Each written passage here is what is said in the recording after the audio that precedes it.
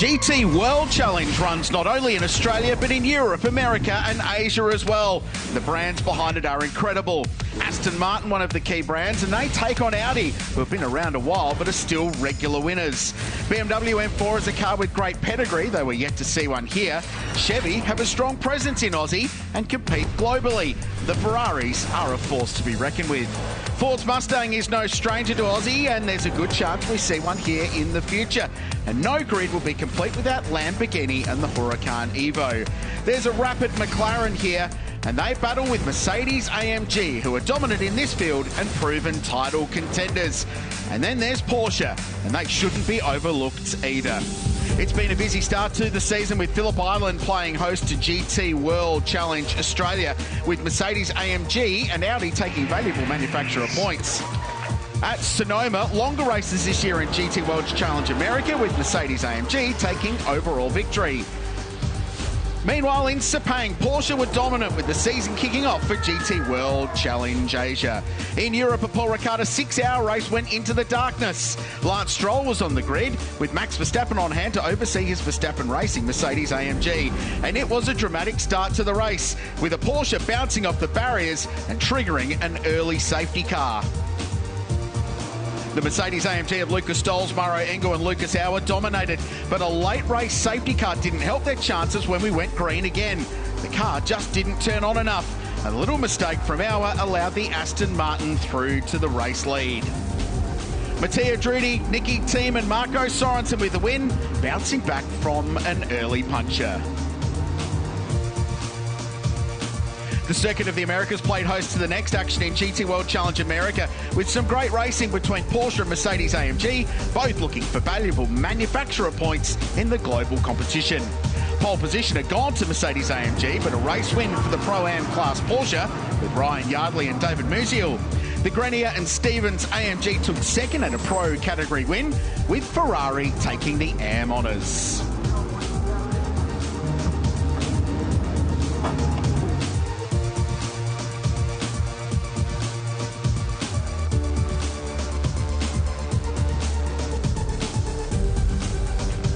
Last weekend, there was action at Mandalika in GT World Challenge Asia. A fantastic circuit and more great racing. Sean Galal's Ferrari qualified on pole for the first race, and there was action all the way, with cars colliding and others scattering in avoidance. A safety car was always going to change the results, with a 1-2 for Audi's Frank Chen and Ku Yu coming home victorious, ahead of our very own Jackson Evans and Andres Pato. An Audi win is quite something these days, and even more so to take the two top steps. Other brands fell foul in the dramatic racing around Mandalika, but there was much to celebrate for Audi, meaning valuable points in the global competition. Another legendary circuit is Brands Hatch, and a massive crowd turned out on a beautiful sunny day in the UK to see a grid of 34 cars. The opening round of GT World Challenge Europe Sprint Cup got off to a good start that was short-lived, with an early red flag after a crash involving Robert Knudsen. The Lion Speed Porsche was on pole, but were chased down by the Ferrari of Arthur Leclerc, and it was his first overall win in GT World Challenge Europe, and a great day for Ferrari. Well, a big welcome back to all of our Fox Sports and KO viewers. This is the main event here at the Bend, the GT World Challenge, powered by AWS. I'm joined by Chris Stubbs. Stubbsy, massive race we're about to see. What are we expecting? Well, who knows? That's the best thing about GT World Challenge Australia, powered by AWS. And today we have sunshine. So let's see how fast these cars can go. What we love is behind us, you can see Sergio Perez and Brendan Leach. They were our race winners yesterday, our first ever win in this series for Sergio Perez, who's one of the most popular characters on this grid. But the prize for winning a race, of course, in this style of racing, a 15-second penalty. So that time gets added to their mandatory pit stops. So they need to get the advantage. They need that Merc to be flying out in front because they have to cover that gap. Beside them, last year's champions in Schumacher and Feeney. Yes, Brock Feeney in terms of our supercars superstar. So he's going to be doing his best, but he's in an Audi. So there's difference in the ways they make their speed around a lap, and this place is designed for GT racing. So we're ready to go. Well, things are certainly heating up here at the grid. Let's head to Greg Grafton and hear from him. Grace, thank you. And you've just seen, as you finished the cross there, the second of the Tagani Motorsport AMG's roll-up, much to the delight of Nathan and the crew here. I'm actually with Brendan Leach, race winner from yesterday, along with Sergio, who's just over chatting with Brad Schumacher. Might be a rival on race day, but seems like nice camaraderie there at the moment. Yeah, absolutely. You know, we all hang out after the races, so it's great to have some strong competition in these guys, but we all get on really well as well, so as long as everything stays clean, it's always nice and friendly afterwards. When you wrapped up yesterday, I mean, massively special day for Sergio. You know, you get to celebrate and enjoy that. I saw you guys briefly last night, but you reset and go again today. You feel like you've got the right car in these warmer, drier conditions today? Yeah, absolutely. We rehydrated after the race last night, and it was good. Like, really great to get Sergio's first win. He drove amazingly yesterday, like genuinely the fastest guy on track, and that was amazing for his confidence as well, because he needed it. And now we're in a great spot again. Tagani prepared us an amazing car, and Jaden and I on the front row of the grid. It couldn't be any better for the team. So yeah, now it's full focus on collecting points. You know, we're third in the championship now. Only 5 points off the lead of the series, so I think it's the closest I've ever been to the championship lead. For us, it's points collection and minimise the risk, and see what sort of damage we can make in this championship and get further up. But we've got 15 seconds, so it's going to make it tricky. You are a details guy. Did I spot a bit of stirring as the car rolled up to the grid here too? You wanted to make sure that things were warm and up to temp to it. Oh, it might have been a wee statement, but look. Look, it's still a relatively new car to me. My first ever race in the car was in December, so I'm learning lots about it every time I get in there. And for me, it fell apart. I missed a little bit on the tyre warm-up, so I made up for it today. And I think I got it in a really good spot. Surprised me how much I could really do. So I'm excited to get stuck in down there at turn 1 with Juice, have some fun, and then we'll press on hopefully into the sunset together. Absolutely. A Kiwi who is a proper GT gun for hire. Go well this afternoon. Thanks, Rusty. Thank you. Charlie? Thanks, Rusty. Thought I'd come down to P4 with Garnet Patterson. Welcome to your first GT World Challenge grid walk since 2023. Yeah, it's changed a fair bit since I last drove here in the Porsche in 23, so it's quite cool to have the fans on the grid and enjoying the atmosphere. Now, yesterday, P11 you started, P8 is where you finished up. If you were talking to JP Drake, you would have thought that you'd won, which is absolute high vibes, but he absolutely is hooked. He loved it. It was a great result for you both on debut. He loves it. It was like he won the World Championship, right? So, obviously starting P4 today. I had a decent qualifying. We're in two minds here. I kind of want to have a bit of a crack and get into it, but at the same time, I really want him to enjoy his first weekend. So, we'll see what plays out in front of us. Hopefully we can avoid a bit of carnage and give him a nice car to finish the race and enjoy the first experience. And as we're standing here on the grid, Garnet, the sun is really beating down on us. Completely different conditions to what we experienced yesterday. How does that change a game plan, if at all?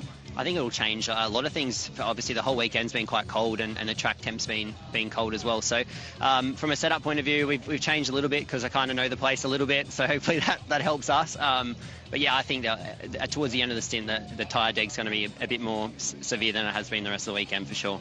Go well. Thank you. Cheers. Rusty? This is an Audi combo worth watching today, Charlie, in the Castrol colours. I was just talking in that interview there a moment ago about, what in these warmer conditions tyre wear might be like toward the end of this race. Is that something you've spoken about in the lead-up? No, not really. This is news to me, Rusty. Jeez. Look, it's obviously very different conditions today. A lot warmer. Still no wind, which is good, but I think we're in for a dry race and looking forward to starting off here a bit further back than I would have liked, but Mark did a great job yesterday, and I'm sure he's going to have big shoulders later on this afternoon when he carries us home. Mark Rosser, you've been paired with him for a couple of rounds through unusual or difficult circumstances. He's been as we would expect, a great slot in, hasn't he? Yeah, there was never any doubt. He's a top quality driver, so yeah, he was definitely first off the cab when we needed someone to step in, and he's done a great job. Absolutely. I reckon you and I were standing right about here 12 months, or not quite 12 months ago, but you were kind of in a TV capacity. Didn't take much arm twisting for you to go racing. Which is better? Is it TV or motorsport? Ooh, I mean, look, I do drive for a living, so I'm going to have to say driving. But, Rusty, we're down here on the grid for the final race of the GT World Challenge Australia, powered by AWS. Let's have a great afternoon. Right, I think that was Ray Warren's best impersonation anyway. Thank you, Thomas. Thank you, Mark. Have a great afternoon, Charlie. Thanks, Rusty. Couldn't have said that better myself. But let's head down to P6 with Oscar Target. Shane Smollen is his co-driver. Tricky day for you guys yesterday. Yeah, unfortunately we copped that drive-through penalty for checking the tyre pressures after the 3-minute signal on the grid, so just something that happens. And yeah, but we were quite fast. Both Shane and I had good pace in the car, so I think, today, if we get everything right, we could end up in the podium. You're exactly right. Today is a brand new day. Very, very different conditions as well. Absolutely dry as a bone out here, and it's heating up. So how does that change the game plan? What are you guys focusing on? Yeah, it's probably the first time all weekend I've not had a jumper on, so it's a bit weird. But, yeah, it just changed a little bit. Tyre warm-up process, same for everyone. It just changed a bit about the tyre we'll wear. Might plug the helmet fan in today, which I didn't yesterday, but yeah, all things that everyone has to deal with. So yeah, just if we can deal with it better than everyone else, we'll come out on top. And let's quickly talk about the SRO Academy. It's very, very important that you collect as many points as possible in that championship. Huge, huge prize on the line, a fully funded seat, which is just really exciting. So even though yesterday was a tricky day, still topping those points at the moment. How much does that factor into what you're doing out there on the track? Yeah, it doesn't really come into how I drive the car. Yes, you want to win that SRO GT Academy, but if you win races, that'll take care of itself. So, come up against the gold-rated drivers here, and yeah, many of which are factory or have been previously. So if I can compete with them and do a good job, the SRO GT Academy will take care of itself. But going to Spa next year would be really cool. So it's definitely something I want to win. I'm asking everyone this. Do you need to shout out to Mum or anyone else, or shout-outs? Yes, Mum's here, so happy Mother's Day to everyone out there. And Mum made the trip down for the weekend, so I'm sure she probably would have been at home, rather be at home on the beach, but she's here in the beautiful Tailem Bend, so maybe we'll go to the beach during the week. Go well today. Thank you very much. Rusty? Thank you. I think they have the Ryan Wood playlist going, the SRO party on the grid. Hello, mate. You haven't shaved for today? Is this part of a relaxed approach to Sunday racing? What's the go? Yeah, just, trying to find some speed, so thought I'd grow a beard for today. But no, it's all good. We've been trucking along this weekend, doing our thing that me and Brooksy do, just make up the numbers and enjoy ourselves. But no, it's been a lot of fun again this weekend. Really just both of us struggled in qualifying. So the race pace yesterday was really solid, and we can take a lot from that, and hopefully hand over Brooksy the car in a good position and he can go to work. So look forward to seeing what he can do today. He got his elbows out yesterday, and no doubt he'll be hunting today. Steve, I love the fact that there is longevity in this friendship, this sponsorship, whatever you want to call it. Now you get to share a race car together too, and every time you go out, you seem to be enjoying it more and more. Mate, I absolutely love sharing with Ryan. It's been absolutely fantastic, the journey that he's been on. I've been right there almost from the start. I remember back when he was out the back of Ruapuna trying to learn how to drive a manual vehicle before going out on the track. So to see what he's done and how he's gone along in his racing career is just, it's been a real exciting journey to watch, and again, to be able to share it with. He's not this nice. No, I'm not only that. I'm not only doing it because I'm live on TV. No, it's good. Righto, they're in for a fun afternoon. We hope you are too. Let's go to Richard Crale. Thanks, Rusty. Great camaraderie between those two boys. They are an absolute riot. Don't get them anywhere near the bar at the end of the day either after a race meeting.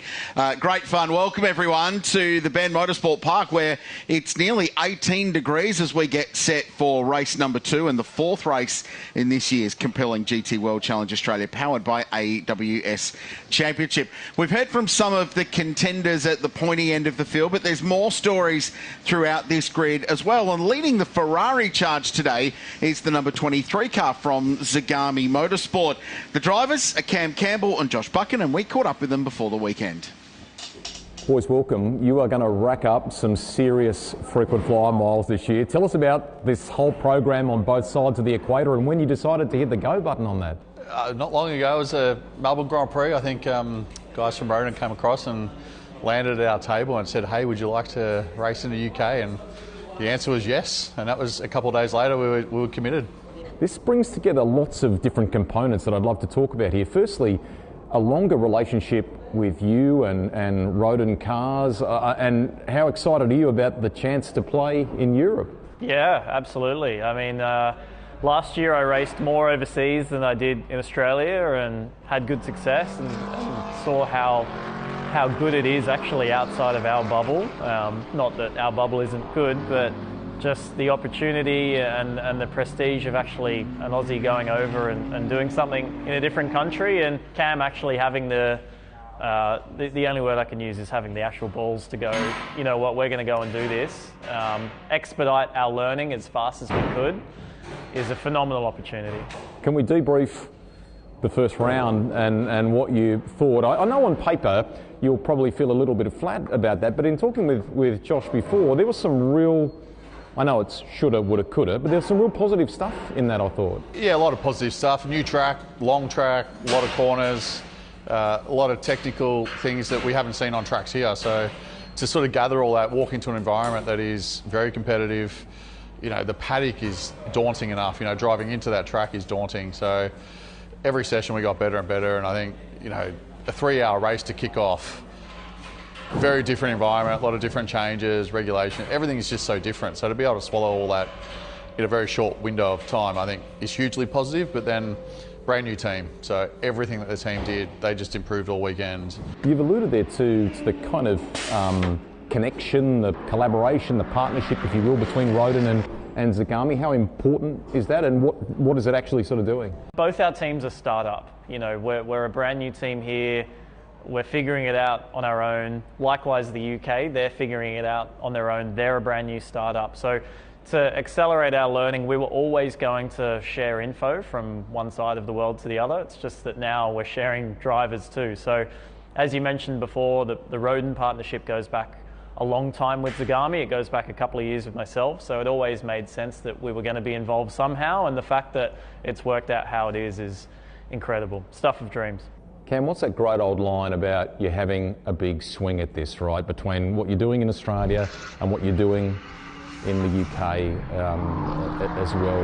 What would be an outcome on both sides of the equator that you'd be happy with this year? Trophies. Trophies? Yeah, I think as much as I say I want to do it and learn and put all the building blocks of this together, and it's the foundation for the future, there's nothing more rewarding than having success and getting out of the car and feeling you've done your best. And the team have nailed everything, and we're just a piece of that puzzle that then gives them all the success too. So I certainly think getting on the podium in both ends of the world would be absolutely where we want to be. There's no question about that.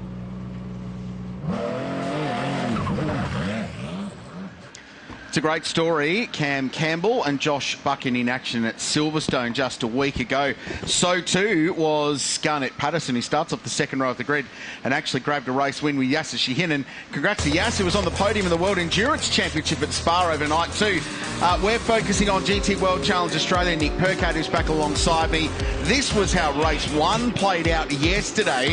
A flying start. The Mercedes led the way up into turn 1, and a brilliant launch from Sergio Perez, and from there he was able to dictate the pace and control things. 100%, and he did a phenomenal job. He was just that little bit too fast for Brad Schumacher, Shane Smolin, Mark Rosser, and it forced them into mistakes, which is exactly what you want when you're leading a race. But a credit to him, didn't put a foot wrong and just eked that margin out heading into the pit stop sequence. But there was a bit of action out there. Yeah, little moment for Darren Courage. Spoke to him about this after the race and said, oh, look, little mistake. I won't do that again, believe me. So learning from that moment, he and Valentino Astudi have been quite competitive in the number 2 Audi from Team MPC. Aston Martin up the inside. Good little battle here with JP Drake getting a baptism of fire in his first GT World Challenge start. Got the position back. Nice over-under at turn 1, turn 2, and then on the exit of turn 3, and car 666 was able to work his way forward. As I said, they start off the second row of the grid today, so they're actually in pretty good shape. This was a huge moment in the context of the series. The reigning champ chasing down the leader, made a little error running down the hill at turn 8 and speared the car off, and that may have been the difference in the end of a win or a podium finish. 100%, and when we spoke to him, he had a little bit of tyre pickup in the wheel arch, and it just understood him wide, and it happens in race cars. It's not something you would experience on the road, but unfortunately for him down into the triple right, he did experience it.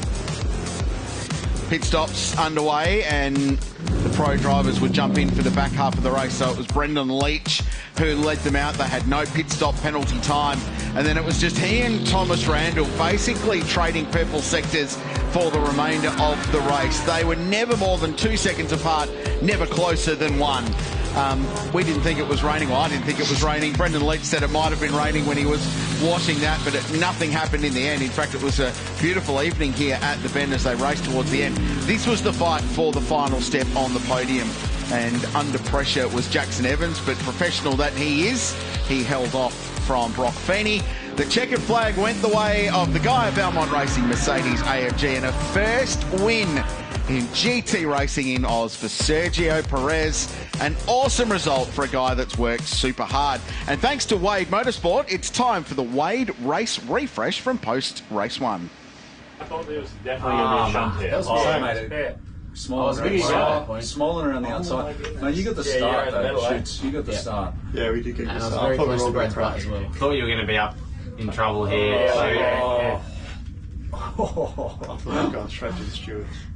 It's just a shame. Shane tries to go all the way around the outside. What happened to Brad? Curry had a huge moment. You'll see. He lost it around the back. I just looked in the mirror and I was like, "What's this? What's this?" Look how long he was right on the edge of the track. Perfect carry on. He just stopped the wheel. Yeah, just kept pulling it. He was lucky to survive that though. Oh yeah, send it. Porter. That Porter, yeah, it looks like Porter, doesn't it? The Aston on JP Drake. Oh, he got him back. The old switchback, eh? I thought he might have done the switchback again, but no. Tried to hang around the outside. Did they show Josh? Did you get it? Or is that JP? Did they show Brad spinning off? Here we go, here we go. Watch this. This is big. This is easy to do. Oh, okay. He lost it early. Held on to it. Yeah. They did want to come forth still. Yeah. My race was fantastic. Yeah. That was a very late call. That's because the time passed. We were hoping you wouldn't go. Marcus said we're going to go around again. And I look at the timer as he's approaching the last corner, hit 30 minutes. I'm like, pit him! Yeah, I got a call the last time. What else laps? Yeah, obviously there must be good. Oh yeah, there was a bit of order at some point there. Did we get a bit of? Was it? Yeah, it's a precipitation. It was a bit moist at T6, just a little bit. It's just scary. Even turn 11. How wet is it going to be? Yeah. No, this is the battle. Oh. The battle for the final step on the podium. Oh, real in the end. Need another 10 minutes. Yeah, how good. Well deserved. Well, that's the Wade Race Refresh. First time we've done that, so the drivers off the podium reflecting on the race that was in the Wade motorhome that's parked out by the Shannons SpeedSeries podium. Cool bit of kit, and they get to chill out there and react to it before the podium. Like that, and some fun little insights from our top 3 contenders yesterday. I wouldn't mind if that's a motorhome from Wade, I wouldn't mind one. You get your race cars in the back. Correct. And a comfy lounge and unbelievable TV setup. Beds in the front. Absolutely. We thank them for their support of the Shannons SpeedSeries and the LIQUI MOLY GT Festival. The cars away on their formation lap as we get set for race number 2 of the weekend in round 2 of GT World Challenge Australia, powered by AWS. And the championship is super, super close as a result of yesterday's result. Jackson Evans and Elliott Shute now find themselves leading in the ARGT Ferrari by 1 championship point over the defending champions in Brock Feeney and Brad Schumacher. Here's how they start. The pro drivers did the times in qualifying to set this grid. So it's Ojeda and Leach 1 and 2. Feeney, Patterson, Randall, the Audis racked and stacked behind them. And you have to go all the way back to 8th place to find a brand not from Germany. That's the Ferrari of Josh Buck. And he said at lunchtime, I won the Ferrari Cup in qualifying.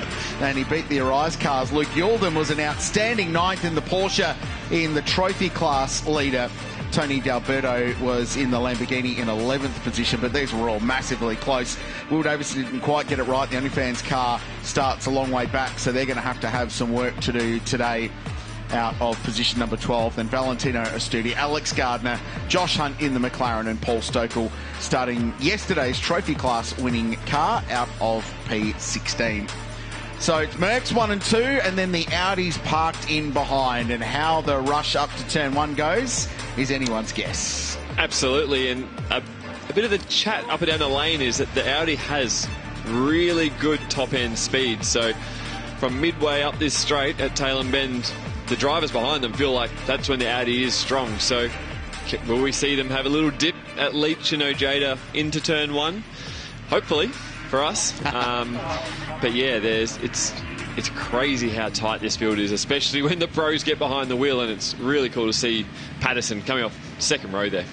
Yeah, Garnett, hugely experienced. He's raced full-time in GT World Challenge Australia before. In fact, he raced with Yasser Shahin in a Porsche run by EMA Motorsport. Had an incredible win at Sydney Motorsport Park, supercar round actually, which was a huge highlight for him. Very, very talented race car driver, and he and Yasser had that win, as we touched on, at Silverstone, driving for Optimum Motorsport in a McLaren. It's the first time he's raced an Audi GT3 car. Is it? Everything he's driven in his career, first time in an Audi R8. So this will be a new experience. Hard to do, because I feel like the Audi is a very prominent brand in GT3 racing in Australia, and most of us have driven them. So the stage is set, and Tagani Motorsport and the pair of AMG GT3s lock out the front row, and then it's the V10 Audi R8s. And a little bit further back on the fourth row of the grid, you find Josh Buchan in the Zagami Ferrari. The pro drivers start race number 2. They hand over to their co-drivers halfway through. It was a close run thing yesterday. You heard Thomas Randall saying in our Wade race refresh, they were just at the margin of getting into pit lane when the window opened.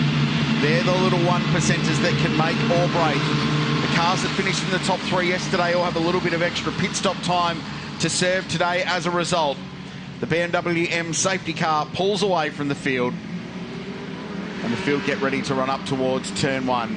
An hour on the clock, the 4th race of GT World Challenge Australia, powered by AWS, is underway, and it's Brendan Leach who's made the better start of the 2 Mercs. But bump drafting is Brock Feeney, reminding Jayden Ojeda that the Audi is locked in behind and may have just given him a little shove to get up the inside at turn 1. Leach has ran the outside there. The Ferrari 3-wide with the Lambo busy in front. Patterson turned around by Ryan Wood. Contact from behind.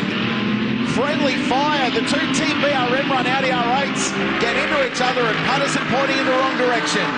The elbows were out down into turn 1. Brock Feeney on the bump draft of the Mercedes-Benz, and Patterson was trying to go around the outside at 1, and it all got very tight for turn 2, but safely through turn 6. But what a start. Yeah, Ojeda out in front.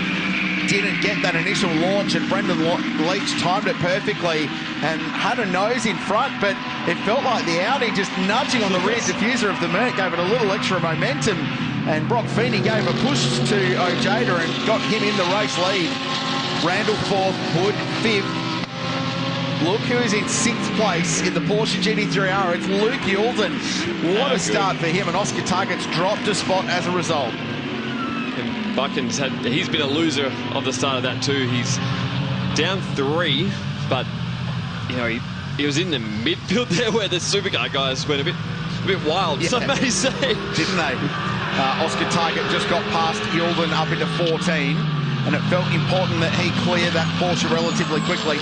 Nothing against Luke, but it is a trophy class car. It's not in the same race. But you don't want to get caught behind it and cost you race time, and that's why Jackson Evans has sailed around the outside at 17, sailed around the outside at 18, and the Ferrari gets the spot away as well for a Rise Racing GT. So Jackson gets himself up to 7th position. 1 lap down, busy behind. D'Alberto now having a run at Youlden. In behind is Valentino Astudi.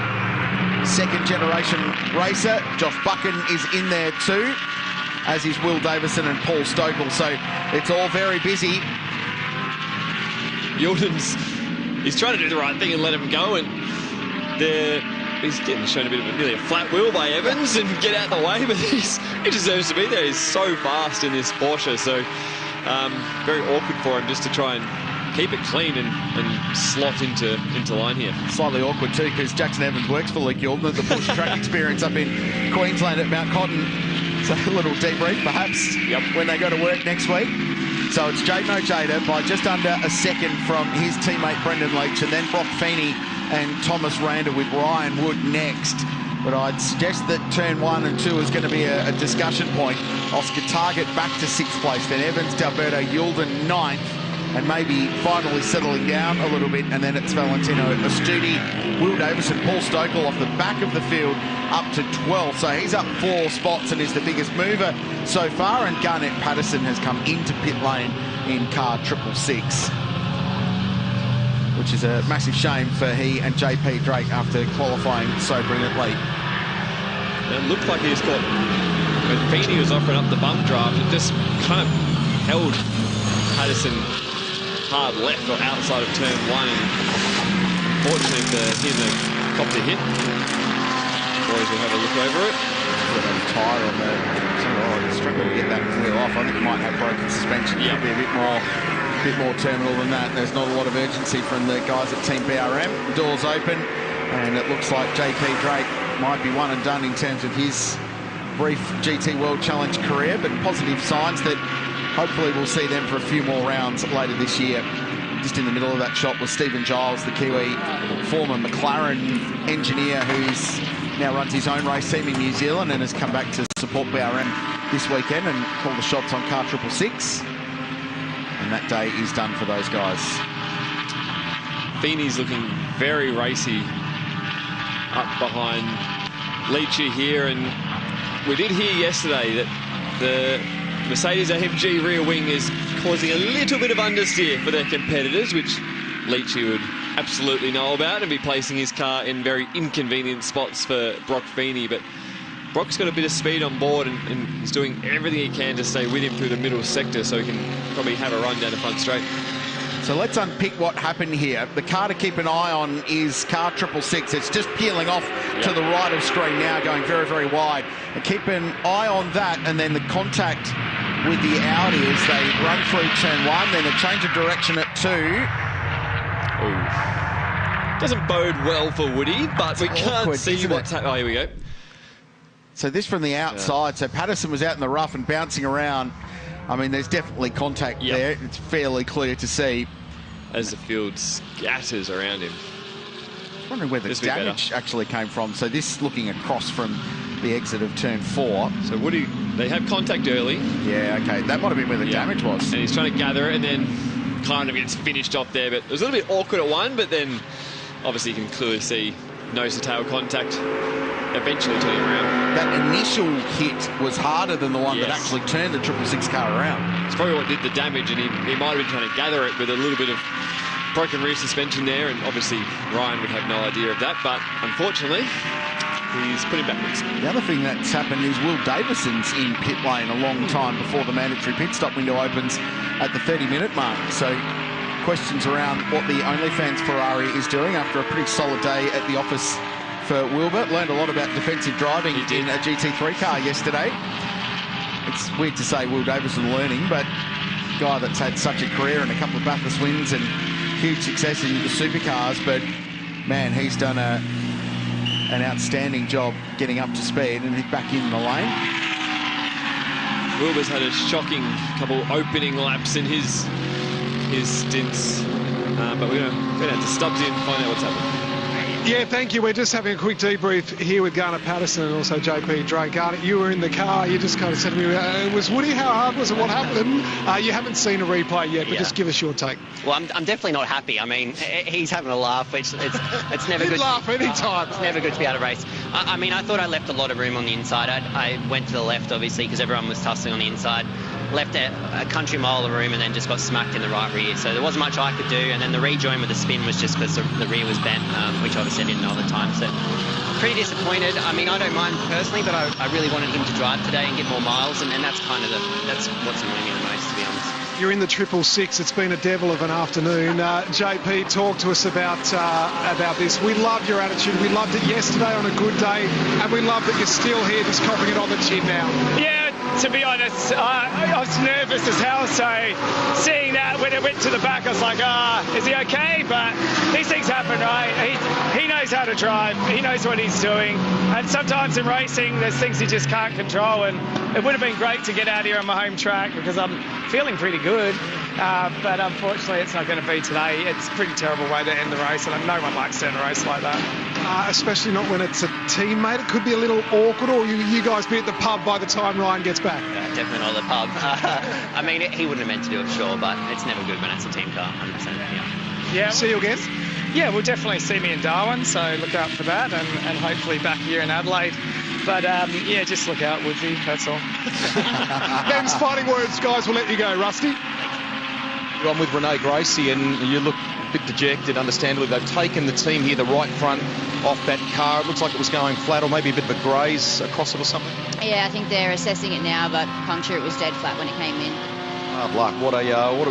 It's been a push this weekend, a tough one, hasn't it? Yeah, this year's been a bit character building so far, the last couple of rounds, but at least we're still out there and we're circulating. So I haven't finished a Sunday race yet in a Pro-Am category, so I'm really just hoping I can cut some laps. We hope so too. Thank you. Thank you.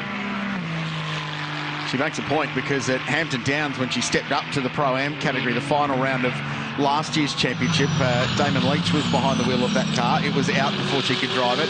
They DNF'd at Phillip Island at turn 1 before she could drive it. And, yeah, hopefully she actually gets a steer on a Sunday in a Pro-Am category car for the first time this weekend after 5th place yesterday.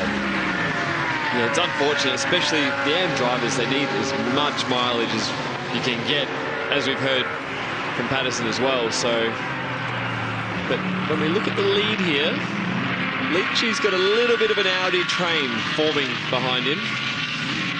He's got Brock Feeney, Thomas Randall and Ryan Wood for company, and they all look like they've got a lot of speed if they can clear him. So the number 66 Realtor car that is leading the race, they finished 7th yesterday, so there's no pit stop time added for them. Brendan Leach will have 15 seconds extra in the lane, so that's costly for yesterday's winners, but that's how it works in GT racing globally. That's part and parcel of how it plays out.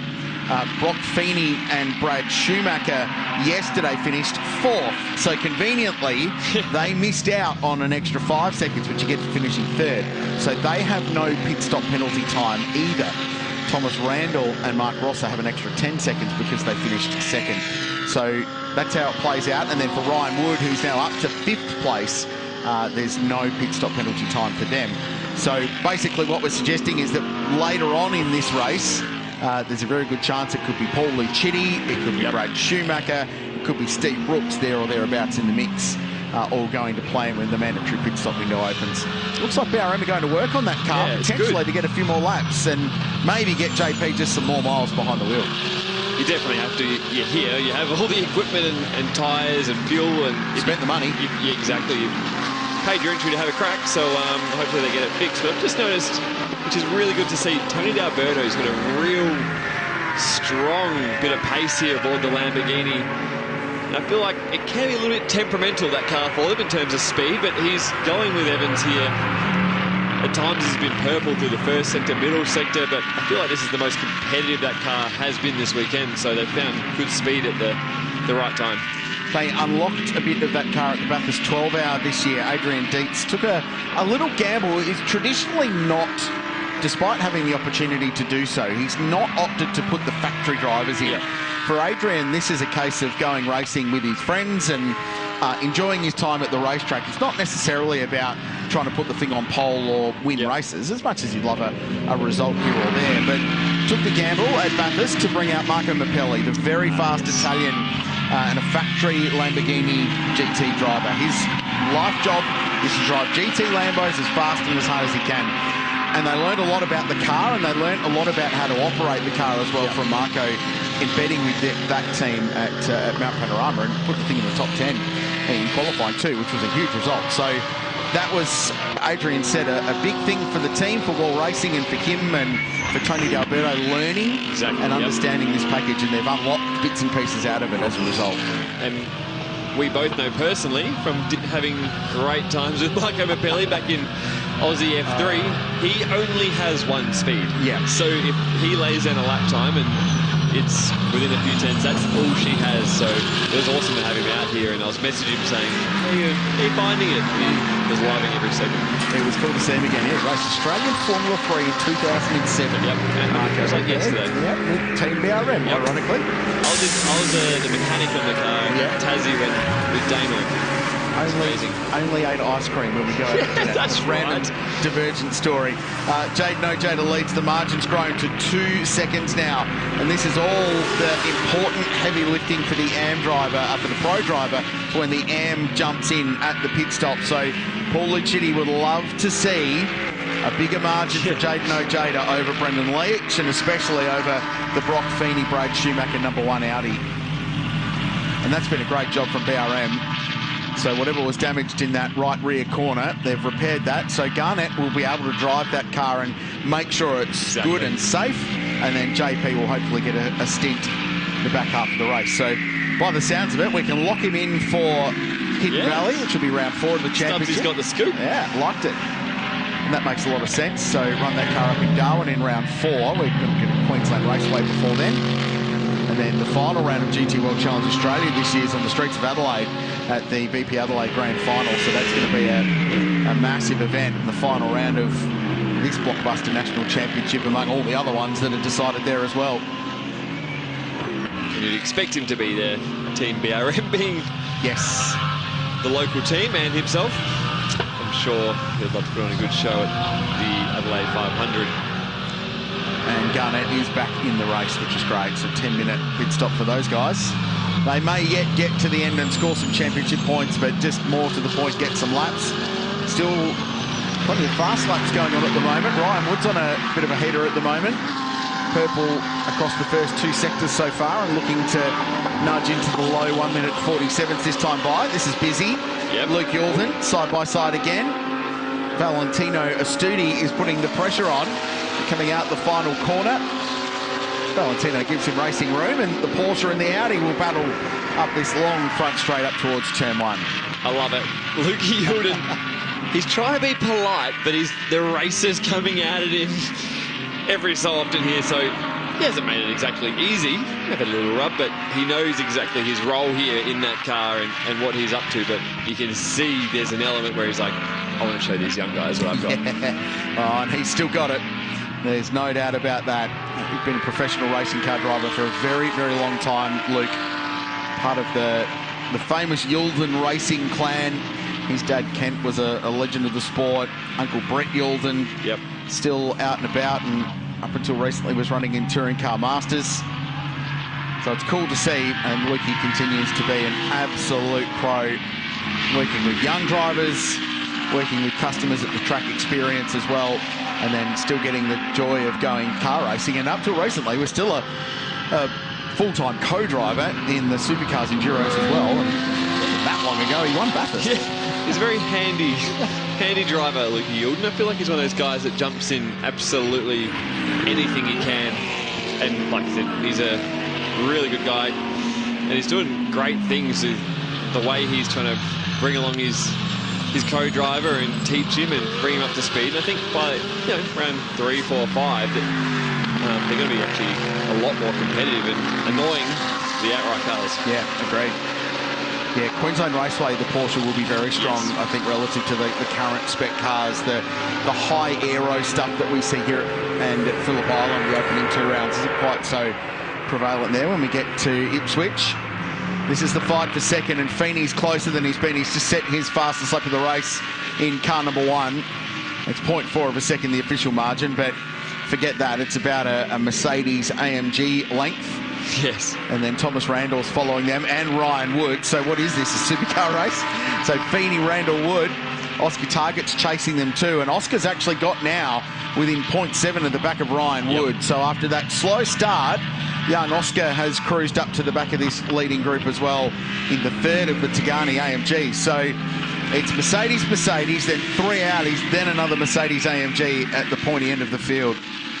And I expect him to hold his word. If he gets a run on Ryan Wood, he has to go around the outside. Yeah, there's no choice. If you weren't with us earlier in the day at the Shannons Speed Series, Oscar Target joined us in commentary for the Porsche race.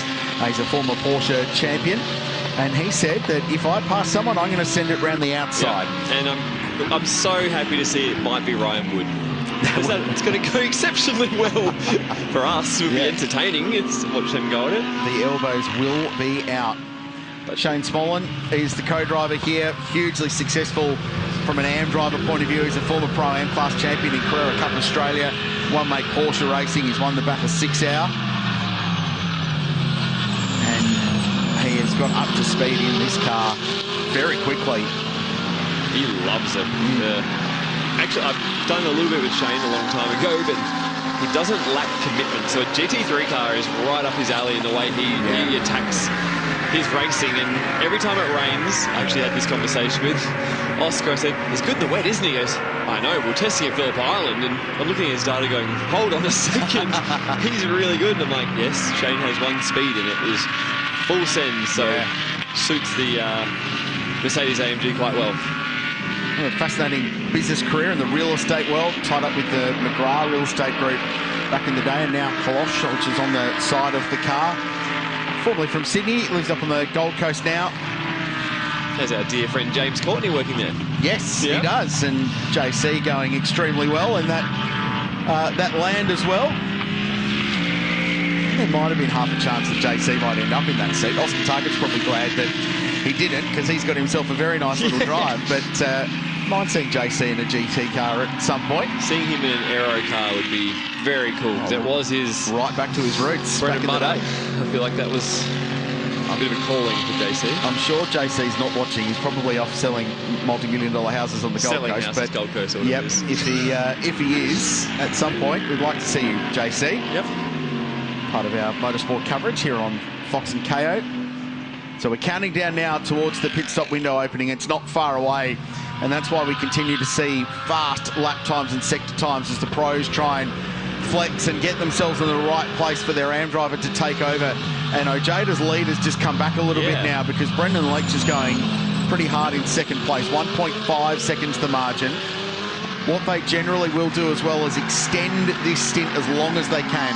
So it's only a 5-minute window, which at this racetrack is 2, maybe 3 laps, depending on where you are when the pit stop window opens. But you'll go as long as you possibly can before getting into pit lane. Maximise the drive time of your fastest driver. It's interesting, because I thought in the back of my head, I was like, what if Leach is just keeping a little bit of margin to his teammate? And, you know, he obviously has pit stop penalty, but the lead car doesn't, and Brock Feeney doesn't. But the last lap and a half, he's gone, you know what? I'm going to get on with it, and he's super fast, but he's bringing Brock with him. So these two cars are the fastest car on track, and you see the margins opened up from Brock to Tommy Randall, but the gap is definitely coming down from first to second. Well, and Feeney too, with a personal best 1 minute 47.4 last time by. It's going to be interesting in the stop if they put tyres on the cars again. So yesterday, a lot of teams put either the left rear or both left-hand side tyres on their car in the pit stop to give the drivers some fresher rubber for the back half of the race, because this place can be quite hard on that working side, mainly because of these corners here, the high-speed aero stuff plunging down the hill at 7 and 8. And this is a genuine battle for the race lead in class. And I don't feel like we've been fortunate enough to yet to see a Youlden-Stokel duel. Well, we're about to see it. Speaking of two hugely experienced racing car drivers, so Luke Youlden, who we've touched on with everything that he's achieved, and Paul Stokel's career is possibly underrated in the grand scheme, because he didn't have the massive touring car success, but in open wheeler cars and the Gold Star and the Australian Drivers' Championship, he was unbeatable for a period of about 5 years and won the Gold Star on 3 occasions. And he's just chipped away as well as a perennial GT racer, a gun for hire. Put him in a car, it goes fast, and runs a driver training business up in Queensland Raceway. Of course, he's a proud Tasmanian. Originally is Paul, and he and Matt Stupers have formed a pretty effective little combination. He's also become something of a little Audi expert in GT racing. Spent a couple of seasons with Renee Gracie while she was coming up through trophy class and then in the AM class. Great to see these two go a little bit retro. We can have a Stokel v Youlden battle. I think they should maybe for QR look at some retro liveries harking back to their old careers as well. Josh Buchan is in behind them, out of place a little bit, having qualified 8th. Got caught up in all that drama early on, and as a result is now out of position in the Zagami car. So 12th position at the moment for Josh Buchan, double TCR Australia champion. Won at Macau in basically the TCR World Tour for Hyundai, which was a huge life accomplishment for this young man from Sydney. He's very, very fast, annoyingly talented at what you're doing as well in terms of bit of commentary stuff. So he's got the full skill set. And into pit lane comes Garnett Patterson. So the window's open. So he's okayed this car and the repairs that were made, and now JP Drake's going to get some laps at least for the back half of the race. And he's also gone out there and done a 47.3, which is So the car's fine. Third fastest lap of the race. Faster than the race leader, and only Leachy and Feeney are quicker, but it's awesome that they're back out there. Like we said, get the mileage up for the AMs. It will only help them at the remaining rounds. Well, the frustrating thing about that, just to add to the frustration Garnett had in that chat earlier, is that the car's clearly very fast. So always the way. Yeah, had he been running in this little battle pack with your Brock Feeneys and Thomas Randalls of the world, he would have been very competitive with them, there's no doubt. It's interesting, those BRM cars have been very good in race trim all weekend, but they've just lacked the one-lap qualifying pace that the NPC Audis had. So different teams, different philosophies, despite the fact it's the same car. Luke Youlden is in, Paul Stoker was in, Alex Gardner is in, so the trophy class cars get the first roll of the dice when it comes to the mandatory pit stops. So this is actually going to be a flat-out battle, and they've all got pit stop penalty time because there's 3 cars in the class. So these guys have got 5 seconds extra. Second yesterday was the Porsche, Luke Youlden and Nathan Holstead, and then the shortest pit stop will be Alex Gardner and Benny Porter in the Aston Martin. And they were about 8.9 seconds behind Luke Youlden. So it's actually going to be quite close when the AM drivers return behind the wheel of those 3 trophy class cars in the back half of this race. Love a little subplot. Yeah, it's good. GT race. I love that they end up so close to each other. Yeah. Stoker was lining him up for the big move, but Feeney's just can't get any closer to Leach. It's like there's a little force field around this Mercedes-Benz AMG, and he can't quite get his Audi close enough to have a run at Leachy. Again, very hard when you're racing against someone of the standard of Brendan Leach. Doesn't put a foot wrong, knows where to put his car. But it does feel like Brock has a lot of pace aboard that car 1, but can't do much unless you're at the track position, can you? Yeah, correct. And it'd be fascinating to see what Brad Schumacher can do behind the wheel of car number 1. There's a reasonable chance, unless things go poorly in the pit stop, that they will jump car number 44 in the stop. Their stop will be quicker than yesterday's race winner to the tune of 15 seconds. Ojeda 1.7. And as you touched on it, it shows the level that these guys are at, and all the margins will be pretty lockstep at the moment, but that's because they're all driving these cars as hard as they can be driven at the moment. They're all setting sector times within 100th of a second of each other. So it's properly intense, even if they're not banging doors and trading vinyl wrap at the moment. They're still driving these things very hard, and it's all about, in race 2 of GT World Challenge, positioning the car for the back half of the race. It's getting it in the right place for the AM drivers to do the job in the business end of proceedings. 100%. It was interesting yesterday, Tommy Randall said that they were so touch and go on the pit lane opening for them that they called it after the apex of the final corner. They called Mark Rosser in during the last corner, which is absolutely crazy. It's a short run to the lane, and he thought that the race leader actually had to check up a bit to make sure they abided by the rules. So it shows how much the teams are pushing the limits in every regard, and it feels like they're getting ready for some pit stops because their leading car has just done his fastest lap of the race, trying to stretch the legs. Yeah, so a 47.3 for Ojeda, plays a 47.7 for Brendan Leach. So the margin back out to 2 seconds now. Every little tenth counts at this stage. And what's the market on all of these Pro-Am cars pitting at exactly the same time? The odds are pretty short, I'd imagine.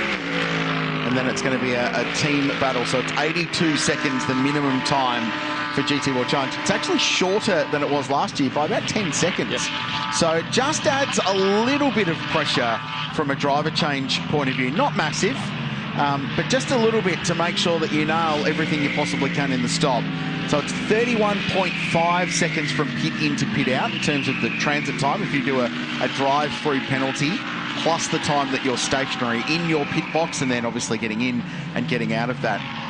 So it works out that you've got about 55 seconds or so to plug your driver in, which is enough. It's a lot of time, but if you make a tiny little mistake, you could lose more time than you need to. So it just ups the intensity a little bit from these teams to make sure that they can execute and get it right.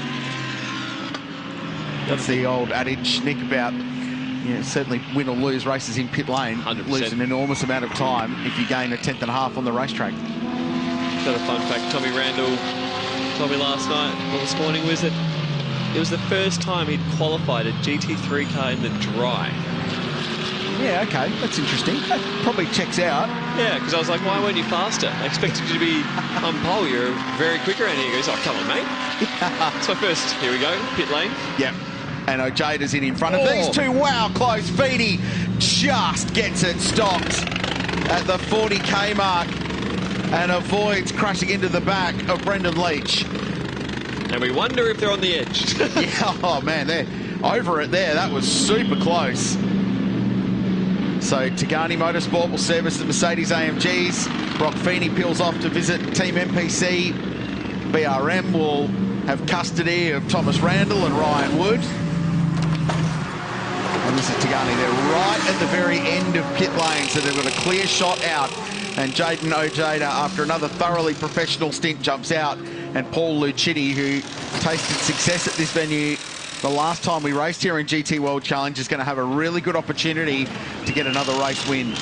And interestingly, they left the tyres on the Ojeda Lucitti car, just bled the pressures down.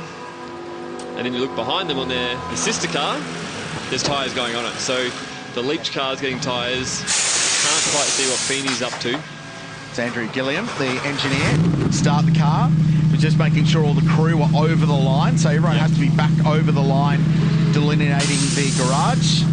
Someone's clearly counting in his ears to let them know when their time is up, and they will have measured that in practice on Friday to know when they can release the car and still get out of the lane in the 82 seconds. And I tell you what they've done. They've done an 82.1 second pit stop. Well done, Tagani. Paul Lucitti will resume in what will be a net race lead when all this shuffles out. And it's just a handy extra 0.5 quicker through the lane than car one, so every 10th counts. Perfect stuff, and that clear shot out. It's just a tiny little advantage as well. So it's going to be Brad Schumacher next. So an 82.6 second stop for Team MPC. Brooks and Wood lost a little bit more time, but they're still going to end up in third place after this one with Shane Smollen hunting him down. Now we understand there might have been a little bit of drama coming out of pit lane, and this is tight between Mark Rosser and Shane Smollen. That's millimetre perfect, some may say. I'm sure there was contact, but it was very, very close as they got off the pit lane limiter, and Rosser was actually behind coming out of the lane, but he's shown in front now. Yeah. So he's picked off Shane Smollen in that sequence, maybe running up to turn 1, 2 and 3. You'd expect he's thrown a bit of a dive bomb on Shane, because when you're that close, you definitely have a dip, and the easiest time to probably do that was turn 1, to be honest, when you're that close to him and just catch him off guard straight out the gate. So the battle is on now. Paul Lucitti will be leading this motor race with 21 minutes to go, with Brad Schumacher chasing him down, the reigning champion in car number 1. Steve Brooks looking for a podium finish with he and Ryan Wood as the leader crosses the line. So it's Lucitti, and behind him 2.5 seconds is the margin back to the Audi R8. Steve Brooks across the line is about 9.5 seconds further back from the lead, 6.8 behind Schumacher, so he's in third place. Mark Rosser is 4th, and Shane Smollen is 5th. Stubbsy. Nick Percat there a few moments ago in the pit stop process, just questioning were there tyres put on the number 1, Schumacher and Feeney? No, there were not. So same situation as the morning. Thank you, Stubbsy. I knew you'd be down there, eagle eye, double checking my work. So interesting that no one's got on the tyre option today, and they did yesterday. So the pro drivers got fresh rubber for their stint yesterday afternoon. Then they burned it all up today, and the AMs have got to deal with what they've got in the Pirellis for the remainder of the race. was a really good outlap by Brad. He lost 0.6 down the lane, but then he ended up being half a second faster. So across the lap, he's done a really good job in that first flyer. Now, and for the fullest of praise to Paul Lucchetti, 2 years ago, you would put everything on Brad Schumacher hunting him down and passing him. But such has been his evolution as a driver over the journey that there will now be serious confidence in the garage at Tigani Motorsport and car number 66 that he has got everything he needs to match and indeed beat, if he needs to, Brad Schumacher. And that's been the evolution Paul's had over the journey driving with Jayden Ojeda. That's why this Pro-Am racing is so cool to watch, is not just watching the pros drive these things as hard as they can, but the evolution of the Pro-Am. And Paul Lucchetti's come a long way in a short space of time. Especially for you, definitely. You've been commentating and involved for many years, so you've seen them start their GT3 careers, and yeah, the evolution is just unbelievable. Even from the start of Phillip Island, you know, he rolled out the gate and we're like, hold on a second, who's this? Because he's blindingly fast on the Friday, so it's going to be a really good battle. And Brad is taking a little bit of time out of him, half a second a lap, but we saw Brock can do absolutely anything about the back of the Mercedes earlier, so it's going to be definitely hard to pass him. One of the Sunday winners at Phillip Island, the Tigani car with Lucchetti and Ojeda, but that came after a DNF in race 1. So from a championship point of view, only 5th coming into this race, though that was gaining some ground after where they were after Phillip Island. So the DNF is costly, but if you can just keep winning, you're going to rebound pretty well. Sergio Perez is chasing Elliott Shute. This is the battle for 6th and 7th place. The West Aussie young star. He came up through the ranks in One Make Radical Racing, but before that was an esports racer, Elliott Shute. He won a Driver to the Stars competition that Arise Racing run over in the West. Spent some time behind the wheel of their sports races. Oh, wow, big moment for Serge. And that just releases the pressure from the Ferrari as well. And to be honest, that's the first time in race trim he's gone through the triple rights with a bit of aero disturbance and not probably the same front grip that he had yesterday, because he had it all his own way. So now that's a good point. He's just having to manage that. Sorry, that was obviously Perez, not Lucchetti. Yep. Having said that, the margin has come down. So the champ has got his eyes locked on. So for all the improvement that we've been talking about Lucchetti, Brad Schumacher is still the benchmark at the moment in this part of the world as a Pro-Am driver. So he's got the eyes on and he is chasing. So the battle is on for the lead. It's less than 1 second. Let's go to Greg Rust. I've wandered into Tigani Motorsport here, and for many of their drivers, as soon as they get out of the car, they're actively on the headsets talking to the co-driver. So firstly, Oscar Targa, to you, you've been busy in commentary with us today. How's the stint gone? How happy are you with things at the moment? Yeah, stint was okay. We were strong early in the stint, but it's quite hard to follow around here in these cars. And then, yeah, just sort of picked up a bit of left rear tyre wear and get a lot of pickup on these tyres. So lost a few laps there that weren't great, but yeah, unfortunately a bit of an issue in the driver change for us. Probably took us out of what should have been third after the pit stop cycle. But yeah, Shane's on board now. He's fast. See what he can do. You've got the headset in your hands, and we can see that Jayden Ojada's literally got them on. You do a bit of that? You're chatting with Shane from time to time as we go? Yeah, chatting with Shane a little bit. Julian does most of it, but anything driver related I'll chat to Shane about. Juice is definitely very hands-on. He talks to Paul a lot. Well, guys, keep me honest here if anything happens. I might see if we can quickly get a word with Jayden. Sorry to interrupt you. Do you feel like you can hold the Schumacher car off and things like that? Oof, let's see. Paul did it a year ago at this round, so I've got some faith in him. But for sure, Brad's a very experienced AM, so yeah, he's a good driver. So Paul will have his work cut out for him here. You time it nicely. He's coming up to the main straight. I'll leave you to it. Yeah, I'm going to give him some words of encouragement. Thank you. Nice work, Rusty, with the Juice and Oscar Target behind. And this is the battle for the lead, and Paul Lucchetti has responded. Just 2/10 between them in lap time, last time by. So he's lifted. He knows he's got Schumacher behind him, but he is driving well. He's only been racing since 2023. It's not a long time ago. Started in the trophy class and then moved up into Pro-Am the following year. He's had the juice in his ears the whole way through. The thing just had a bit of a wobble through turn 2, and as a result, he missed the apex at turn 3. And I wonder if it does just open the opportunity up for Brad Schumacher when we get down to turn 6. Is he going to be close enough?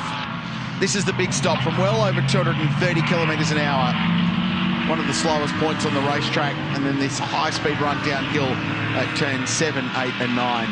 He's definitely got Brad interested, but Brad was on the limit at turn 1 braking.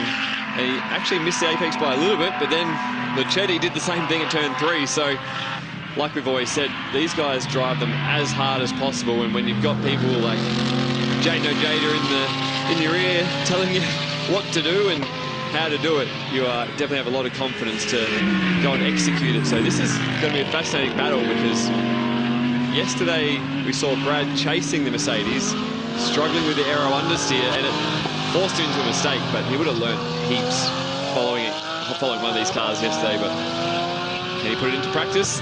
It's been hard to pass this weekend. Brad is the kind of guy that will have analysed what happened yesterday, and not just with NPC, but internally on his own as well. Man from Bathurst in country New South Wales. If you're watching this race, you probably know where that is. And to emphasise how closely connected Brad Schumacher is to the Mount Panorama circuit himself, is he can see it from his kitchen table when he's having his morning coffee. So epic. He's very connected to Mount Panorama, the proprietor of Kelso Electrical in Bathurst. So if you're in the Central West and the tablelands in New South Wales and you need a sparky, give him a buzz. He'll sort you out. We've got a great team at Kelso Electrical. Very proud of his roots, and some Bathurst businesses are on his car as well. But also the way he's progressed as a driver out of production car racing and sports car stuff at a state level in New South Wales up to the big leagues, and became the first driver to go from winning trophy class to winning the AM class, and then last year winning the Pro-Am category outright in a thrilling season finale. All of them aboard an Audi R8. They're on the ragged edge. Aren't they, though? Luchetti just wide at 6. And they're in the low 49s, so they're pressing on. The pros were doing 47s, low 47s. So these guys are not hanging about. And Schumacher's been able to get to the back of the Merc, but he hasn't had a massive attack just yet. I feel like his spot is turn 1, he's very good on the brakes, or turn 6. So hard to stay right up behind the Mercedes. AMG through the middle sector. Brock-Feeney's enjoying the viewing. Going, come on, Brad. It's funny seeing Brock in a race he's in watching, because outside of Bathurst and the 500, we're here at the Bend in September, he's the one behind the wheel all the time, and a little moment there for Schumacher on the exit of 17. Speaking of, Chris Stubbs has found him. Yeah, we're watching pretty intently. It's an important part of this race, but we thought we'd jump in and grab you, Brock. We had this situation yesterday, following a Merc. Yeah. What did you learn? I mean, you've driven this car at this track before at AMG. What do you know, and how does it get past? I think under brakes. I think we're quite strong under brakes compared to these guys. I felt like we had a fair bit of speed for how close we were sitting behind Brennan and Jaden. So just kind of let Brad do his thing here. I mean, he's been super fast all weekend, but we all know once Paul gets out front, he's actually pretty rock solid. So we knew we were probably going to be in a situation like this, and Brad would have to chase him down. So we'll just keep putting the pressure on. See if he can make any slip-ups and we can slip through. We know how good Brad is, but the guys upstairs just saying the improvement from Paul has been outstanding. You must pay credit to that too. Yeah, look, it's not just Paul, it's a whole field. I mean, the level of the top 10 guys here, I mean, you got some awesome drivers, that are right at the back end of the 10 now. So this field's as good as it gets, and the AMs here are as good as they get all around the world. So it's awesome to see the improvements. It makes great racing for us. So, seeing Brad chase down Paul here, it's going to be a lot of fun for the next 10 minutes. Hold on to your hat. Go well. Thanks, mate. Cheers. I'll be interested. Brock-Feeney's actually doing a run tonight. Wings for Life. Okay. And he's doing it at the circuit. Right. 8 p.m. apparently, he was telling me. He asked me to join. I said, unfortunately, I cannot. I'm on a plane. But that was good timing from you. Yeah, brilliant. The Red Bull Wings for Life program's incredible. How far is he running? He'll go a long way. So it's as far as he can go? Yes, until the the pace effectively catches you. So he'll probably go over half a marathon tonight, and he reckons he'll be on because it's a little bit cooler here than on the sunny Gold Coast. So he is one that's very keen on his fitness, but yeah, I know Will Brown's doing it as well. Obviously, a lot of people at the Red Bull, Ampol, Triple 8, they'll be having a crack. But it's really cool to see that he takes the time after a massive race like this to have to do it. Wow, that's great. Congratulations to Brock Feeney. It's a brilliant campaign, the Wings for Life program. You'll be Wings for Home. Yes. I love a bit of a run, but unfortunately I'm on the plane. Good job, Nathan Holstead, getting out of the way of the leader there on the run-up through 4. So no hindrance there. I was thinking that maybe that might be an opportunity for Brad Schumacher. Less than 10 minutes to go. Just a couple of tenths the margin between Mercedes AMG and Audi R8 LMS Evo to give it its full description. Mark Ross is still third, so... I've got a feeling it's kicking off there, though, if you look at their last lap. Well, Steve Brooks has caught him. He has, yeah, half a second last time by, so there's going to be a battle on for third place as well. And then Shane Smollen in 5th has got to the back of them as well, so there's actually a 3-car fight for 3rd, 4th and 5th place. Then Elliott Chute's only 2 seconds further back from those guys, so he's slowly playing himself into this as well. And then after leading early, the 44 car, so Sergio Perez, after running second early, is in 7th position, our race one winning yesterday with that extra pit stop time. And here it is. I'll be interested to see if Shane Smollen finds it easier to follow the Audi than the Audi following the Mercedes, because they all talk about the big rear wing on that Mercedes-Benz, and I'm just curious to see if Shane can position the car in the right spots to get a run on the Audi. But we've also heard that the Audi has quite good top end and braking ability, so it's going to be a challenge. But Shane will definitely have a go as Brooks is looking to go defensive early. Oh, he almost definitely had a go there at turn 17. Seriously thought about it. Great exit off the hairpin too. And this is going to be critical. He's got to get this thing out of turn 18 really well. Get the toe from the Audi and put himself in the best possible position. What's Shane Smollen got? The man from Christchurch in front is well up to speed in GT cars. He knows where to position the car well. He's not afraid to get the elbows out if he needs it, Steve Brooks. And he'll have Ryan Wood on the headset cheering him on as well down in the Wolfbrook camp. And those two are on the absolute limit at turn 1. Shane lost a little bit of time, just missed the apex, but he's squaring up the exit nicely off 3 to try and maximise the traction and have a run through 5 into 6 on the brakes. But the Audi's quite strong. It'll be a big dive from back there. Battle still on for the lead, and it's very close between Lucchini and Schumacher. We'll keep you posted on that. There's battles all the way through the field in GT World Challenge Australia. Here they are. So they're coming out of turn 13. And Schumacher got closer than he had through the first sector. He was about 4 tenths quicker than Lucchini. But it's just stabilised in the back half of the lap. You need eyes everywhere in a race like this when they're all sorting themselves out. But it's Smollen versus Brooks a little bit further back, and then this has just happened. How close did he get? Oh, he got very close. In fact, he could see Paul Lucchini through the side window of the Move My Wheels Mercedes AMG. So Paul bowled it wide at turn 6, and it opened the door. But fortunately, if you do that, you're on the inside for 7. So as long as you get half an exit, you're okay. And that was very much the case. And it's in those moments you're like, I wish I was half that car length closer. But it shows Paul's pushing extremely hard, and Brad seems to have the advantage here. So yesterday it was the other way around when he was chasing Mercedes and he made the mistake, but now he's got the blowtorch on and trying to apply as much pressure as he can to Paul to force that error and sneak up the inside. This is a carbon copy of the way the race here in September last year played out. Right. It was Lucchini in front, fending off a car in second place, trying to chase him and win the race, and he did the business there. And it was a massive moment in his own driving career. He's definitely struggling to get it turned at 6. So if I was Brad, I would be putting that in the back of your mind for later. In the back of my mind, and even if you have to give up a little bit through the fast stuff to get a bit of a, I call it like a run-up. You want to get to turn 13 and close a little bit, 14, close a little bit, and then have no aero disturbance through 15, 16 to be as close as you can off the hairpin and onto the front straight. But It takes a lot of forward planning. He might just be doing it. 5.5 minutes to go. No change further back. Smollen still stuck behind the Audi of Steve Brooks. So it seems like whether it's a Merc in front or an Audi, it doesn't really matter. They're both battling with that aero understeer. Here they are. And this is just giving Mark Rosser a bit of space to breathe in third place. And I tell you what, a back-to-back podium result for that team would be an outstanding performance after a really tough weekend at Phillip Island. Quite a big crash in the Sunday race there. Rosser down the inside at turn 4 at Honda, across the grass. Contact with another car. It was quite unfortunate the way that played out.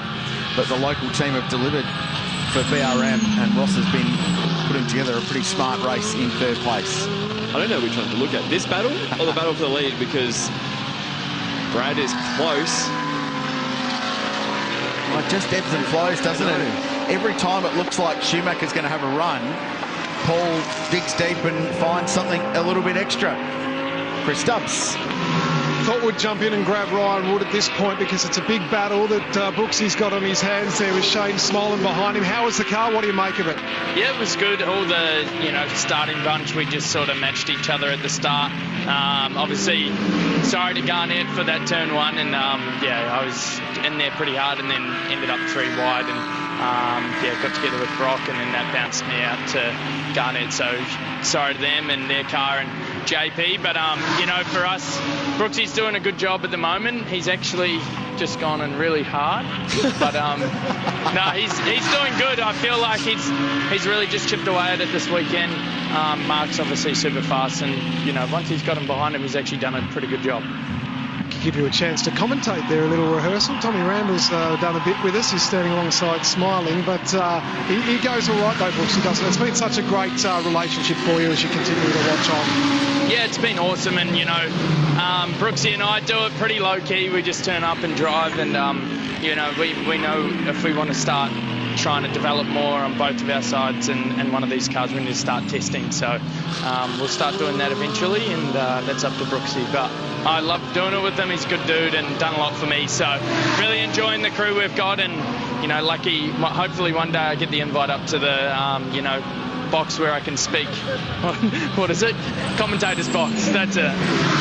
Thank you, mate. Well, I also like that he answered about the Garnett situation, because I didn't have to ask the question and be in that awkward situation, so he does a good job. Thanks, mate. No, thank you. Cheers. Stubbsy, tell him no, he's got to remain driving for, 15 years. Oh, you can't take me seat in car 2 and then take me commentary. No, exactly right. No, and I'm just worried that Ryan Wood in a commentary box would be far too entertaining if it was all out of a gig. Back to the leaders, 0.4 of a second, 2.5 minutes to go. It's almost like a tease there at 6, isn't it? Lucchini just looks like he's struggling to get the car in, but that's where it's working, and he's actually gapping Brad Schumacher at the moment. It's frustrating me as a driver watching it. You think he's in, but man, it's so hard around here in any race car, let alone a big downforce GT3 car to follow. So Brock's locked in and watching the telemetry to see how his man's going, and it's going to be very interesting from a championship point of view. So Jackson, Evans and Elliott Shute lead by 1 point coming into this over Brock Feeney and Brad Schumacher. So they'll jump in front from a championship lead point of view, but then Ryan Wood and Steve Brooks are going to get great points, but Ojeda and Lucchini were only 10 points off the series lead. Oh, right. Coming into this one. So it's going to condense up properly, and there's going to be 4 or 5 cars covered by, I would suggest, less than 10 points going into round 3 of the championship at Queensland Raceway in 4 weeks' time. At Queensland Raceway, by the way, if you're in the Brisbane, Gold Coast, Ipswich, even Sunny Coast area, get yourself trackside for the next round of the Shannons Speed Series, because it's a very good GT track. It's surprisingly good GT track, Queensland Raceway. I know it's only got 6 corners, but it produces terrific GT3 racing. So get yourself there. It's going to be a great program, full support program. GT4 on the program there as well. Porsche Sprint Challenge. The Radicals are on the support card there for the first time this season. Speedseries.com.au for all the information. Get yourself to Queensland Raceway, one of the big motorsport events in that part of the world this year. Hello, Cameron Campbell off the road. He's got Matt Stupers in behind that. He's actually for position. Expensive mower. Yeah, not wrong. Trophy class is being led by Matt Stupers, so they're looking to go back-to-back. They've raced their way to the front. And Ben Porter in 14th place is chasing Renee Gracie after that early pit stop, the recovery drive. So Renee's actually got some laps on a Sunday race in Pro-Am for the first time. She's actually fast as well. She's 5th, 6th fastest on track at the moment, and now she's buried in a little bit of traffic. Yeah, quickest lap. That car's quickest lap is competitive with everybody else around it, and Renee right now doing great lap times as well. Another frustrating one, another combination that's going to be frustrated with what could have been today. Been a little bit of that, hasn't there? But I think these teams that have those frustrations, it's like they're on the edge of a big result, and you can't fault the work ethic of Renee or Will Davison. But it's just not working out the first laps of the second race on Sunday, as the two leaders have to negotiate a bit of gravel and dirt on track. Brad Schumacher was definitely keen to try and use that to close the margin, and big crank of opposite lock onto the straight. Should be the final lap. The clock had ticked past 0 by the time they crossed the line. So if Brad wants to make a move, it's got to happen now. 4.9 Ks to do so. And he's got it in a little bit too hot at turn 1, and could see it walking around, and he just lost a little bit of margin to get him close enough to have a shot at 6. What a high-intensity professional race from these two AM drivers who have put on a great show. And every time Paul Liccitti finds himself in the lead of a GT World Challenge race, he finds himself being absolutely hounded. Absolutely hounded, but he has proved that he is well and truly up to the challenge. And he has spent this entire stint fending off the defending champ in car number 1. Half a lap to go now. Looking to grab another Sunday win. They were on top of the Phillip Island Grand Prix circuit. Can they do it again? They are proving to be proper championship contenders this season. 100%. And to be honest, faultless drive with that much pressure.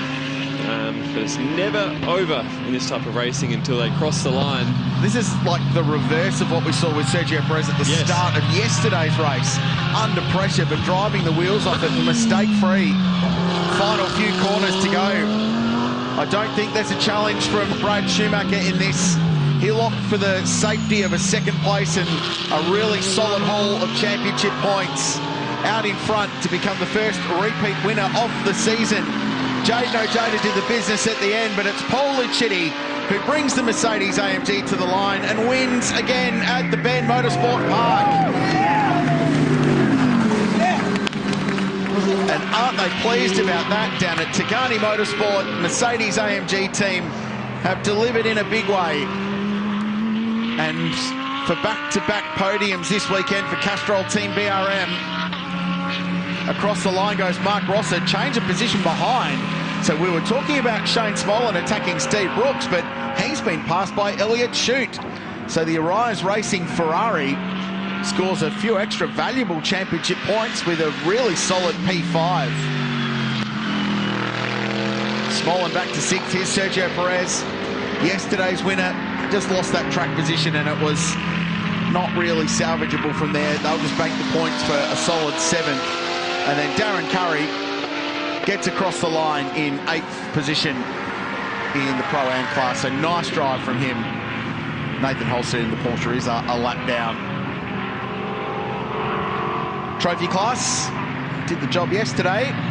They're going to do it again today as well. Matty Stupas is going to get absolutely lunged by Renee Gracie. It is for position on the racetrack. Has Stupas got it stopped enough? Yes, it looked like he was going to run deep down there at 17. The KFC Audi is going to hold on and will get a trophy class victory. Once again, 12th outright, but the class win for the Audi R8. And Ben Porter actually not far behind. About 2 seconds further back in the Aston Martin, and what's been a pretty solid performance from the Volante Rosso team. So Jaden Ojeda, but the story is what Paul Liccitti was able to do. 100%. Outstanding.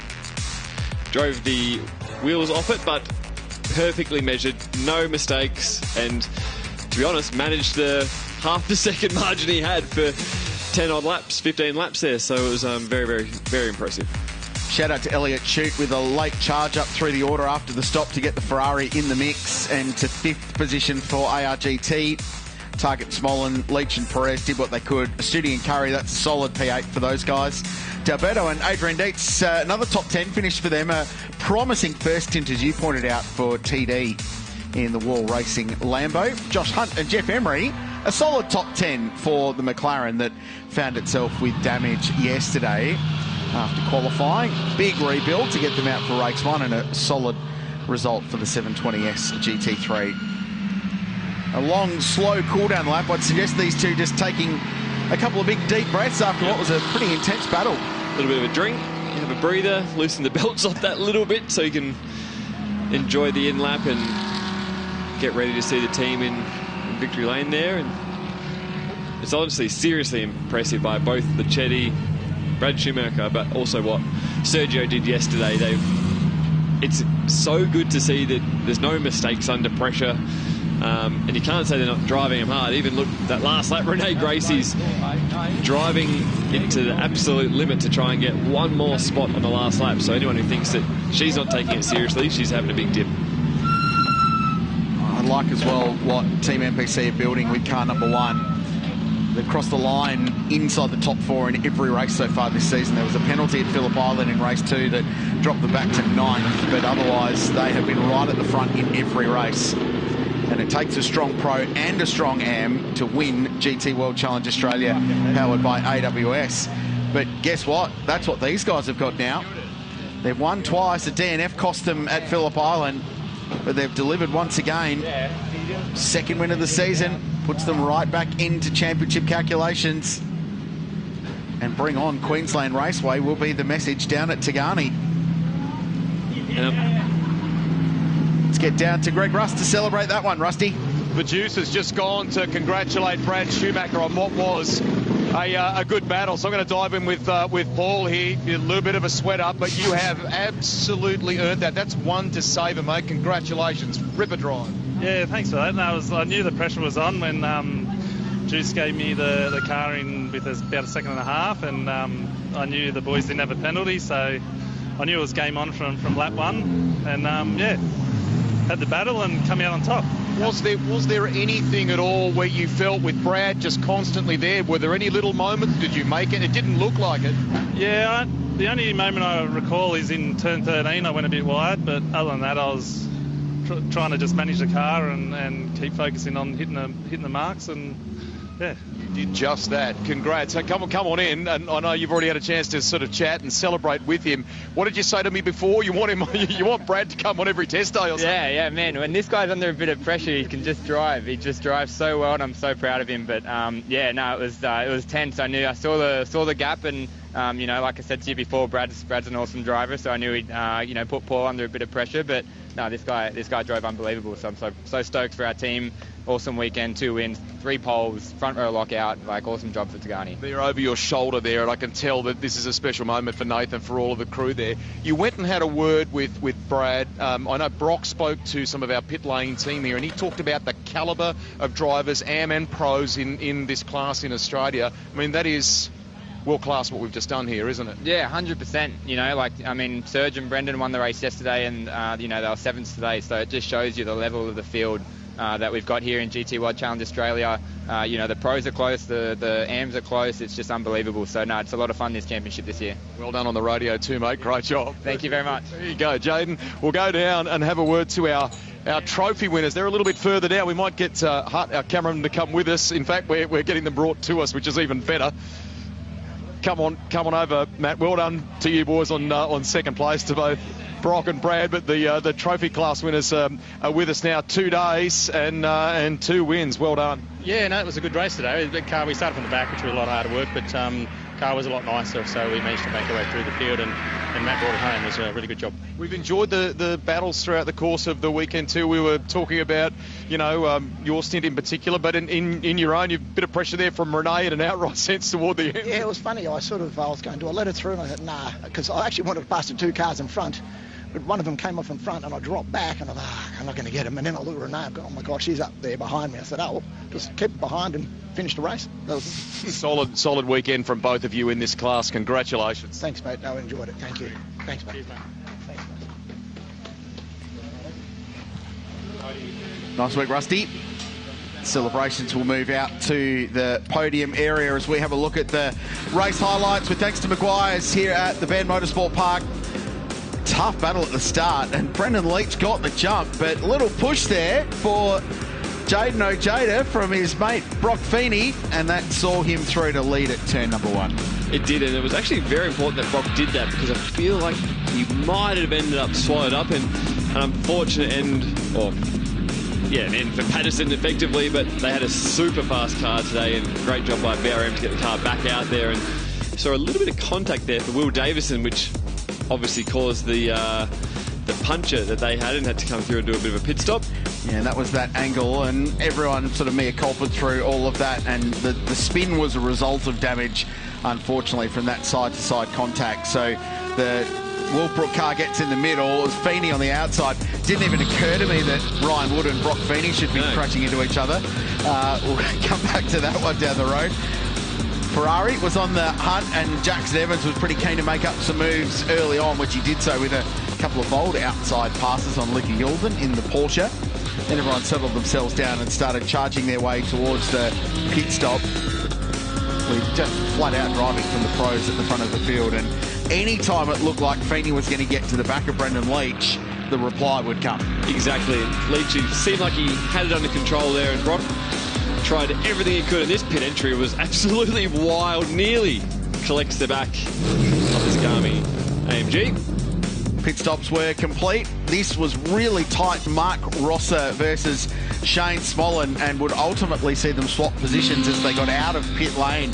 So Rosser jumped them there, and that was pretty key towards them getting a podium. The only tiny little blot in Sergio Perez's copybook this weekend was that little moment at turn 10 mid-race. And then just pressure stuff for the lead, and then for the minors as well, as Smollen attacked Steve Brooks.